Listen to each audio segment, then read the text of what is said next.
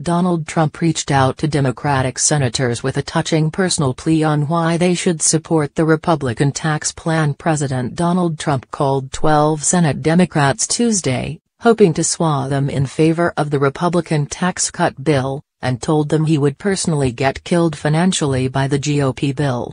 He said the wealthy need a repeal of the estate tax, according to multiple people who were present. Breaking that down into smaller parts, Trump called Democrats to say he would get killed unless they help Republicans repeal the estate tax. The point of Trump's call actually seemed to be selling the idea that the rest of the tax bill, which includes a top tax rate, an end to the alternative minimum tax, and an easy route to passing personal taxes through shell companies at a greatly reduced rate, wouldn't do much for Trump.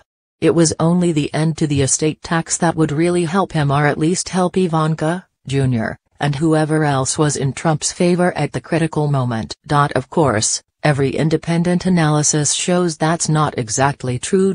President Trump could cut his tax bills by more than $1.1 billion, including saving tens of millions of dollars in a single year, under his proposed tax changes, a New York Times analysis has found.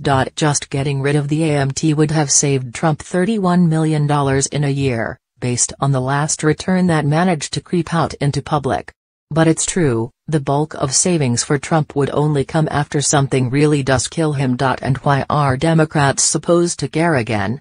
Because the bill has to have something to give to rich people. Trump told the Democrats on the phone that he wanted a repeal of the estate tax in the bill because they had to give something to rich people. People in the room said. Trump did not seem to insist that there had to be something in the bill for other people. An analysis by the Joint Committee on Taxation found that after 2023, people making between $20,000 and $40,000 would see a tax increase.